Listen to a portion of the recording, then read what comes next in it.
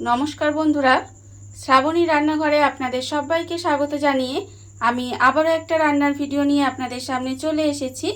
আজকের আমি আপনাদের টমেটো দিয়ে একটা অসাধারণ রেসিপি বানিয়ে দেখাবো। আশা করি আপনাদের ভালো লাগবে। তার জন্য কিন্তু আমার পুরো ভিডিওটা আপনাদের দেখতে হবে।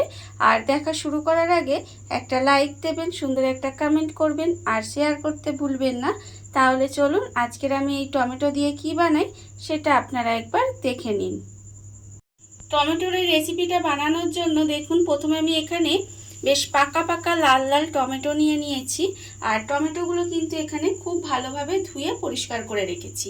এইবারে আমি টমেটোগুলো কেটে নেব। তার জন্য দেখুন, প্রথমে কিন্তু টমেটোর ওপরে যে বোটাটা আছে সেটা ছাড়িয়ে নেব। ছাড়িয়ে নিয়ে টমেটোগুলোকে এইভাবে কেটে নিতে হবে। ঠিক যেভাবে আমি আপনাদের দেখাচ্ছি সেইভাবে আপনারা দেখে কেটে নেবেন। দেখুন, প্রথমে যে ভেতরের যে টমেটোর বীজটা আছে সেই বীজটা কিন্তু আমি এখানে কেটে বাদ দিয়ে দেব। দেখুন, এইভাবে কিন্তু ভেতরের যে বীজটা আছে আমি পুরোটাই কেটে বাদ দিয়ে দেব।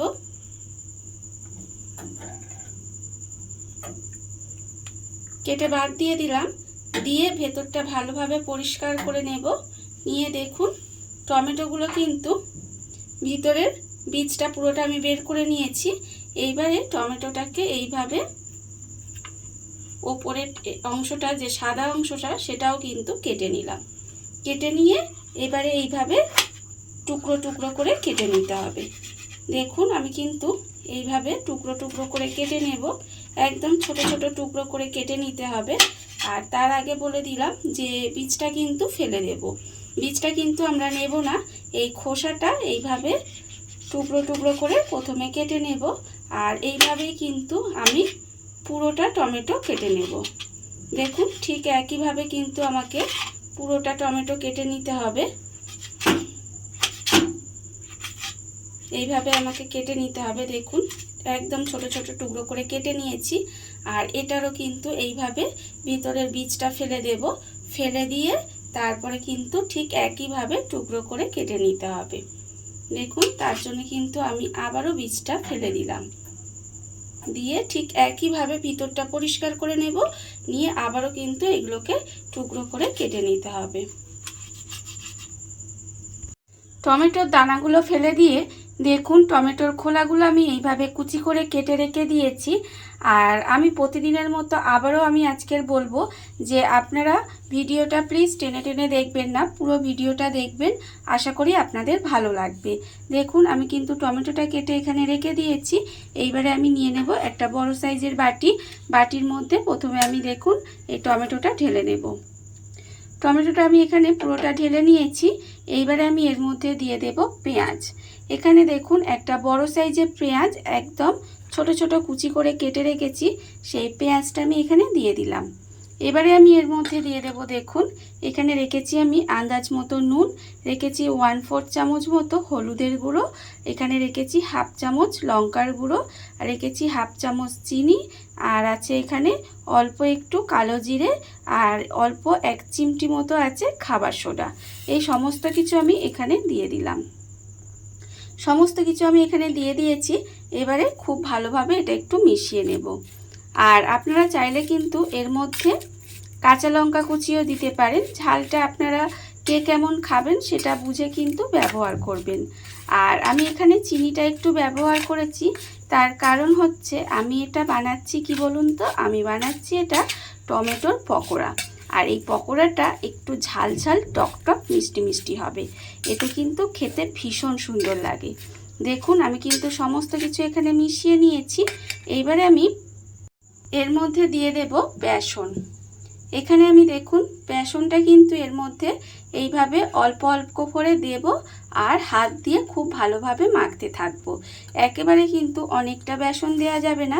এইভাবে হাত দিয়ে বেসন দিতে হবে আর হাত দিয়ে ভালোভাবে মেখে নিতে হবে। তার কারণ আমি কিন্তু এখানে কোনো রকম জল ব্যবহার করব না। এইভাবে বেসনটা দিয়ে খুব ভালোভাবে মাখিয়ে নিতে হবে। আর আমি এখানে পকোড়াটা বানানোর জন্য শুধু বেসন ব্যবহার করেছি। আপনারা চাইলে কিন্তু বেসনের সাথে চালের গুঁড়িও দিতে পারেন। দেখুন, আমি কিন্তু অল্প অল্প বেসন দেব আর এইভাবে প্রথমে খুব ভালোভাবে মেখে নেব। অল্প অল্প বেসন দিয়ে দেখুন সমস্ত কিছু কিন্তু খুব ভালোভাবে এখানে আমি মেখে রেখে দিয়েছি। মাখাটা কিন্তু দেখুন ঠিক এরকম হয়েছে। আর এটা কিন্তু খুব ভালোভাবে মেখে নিতে হবে, তাই আমি এখানে আপনাদের বেসনের পরিমাণটা বলে দিতে পারলাম না। বেসনটা আপনারা কতটা দেখবেন, যতক্ষণ না পর্যন্ত এইরকম একটু মাখো মাখো ব্যাপারটা হবে, মানে বাইন্ডিংটা যতক্ষণ না হবে ততক্ষণ কিন্তু অল্প অল্প করে বেসন দিয়ে এটা মেখে নিতে হবে।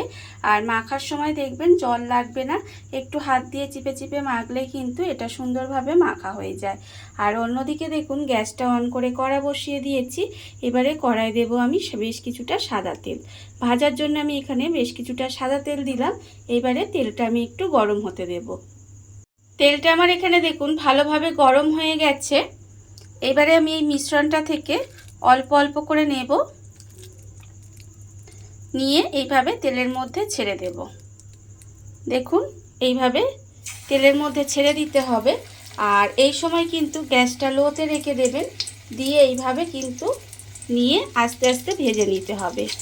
আর এইগুলো আপনারা ডাল ভাতের সঙ্গে মানে ভাত দিয়েও খেতে পারেন, আবার কিন্তু চা কফির সাথে খেতেও কিন্তু ভীষণ ভালো লাগে। এমনকি আপনারা শুধু মুখেও খেয়ে দেখবেন, খেতে কিন্তু ভীষণ ভালো লাগে। দেখুন এইভাবে কিন্তু গ্যাসটা লোতে দিয়ে খুব ভালোভাবে পকোড়াগুলো উল্টে পাল্টে লাল করে ভেজে নেব।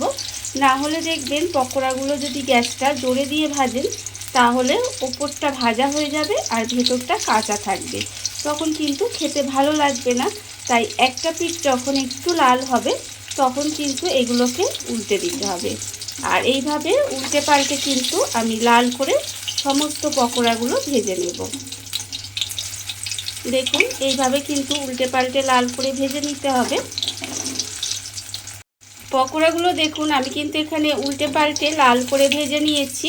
আর এগুলো কিন্তু আমার ভাজা হয়ে গেছে, এর থেকে আমি আর বেশি ভাজবো না। দেখুন এবারে ভালো করে এটাকে তেল ঝরিয়ে তুলে রেখে দিতে হবে।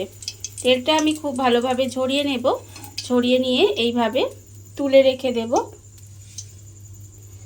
আর আবারও কিন্তু ওই তেলের মধ্যে এইভাবে অল্প অল্প করে পকোড়া শেপের মতো দিয়ে, মানে অল্প অল্প করে ছোট ছোট করে দিয়ে এইভাবে সমস্ত পকোড়াগুলো ভেজে নিতে হবে। দেখুন এইভাবেই কিন্তু আমি সমস্ত পকোড়াগুলো ভেজে নেব।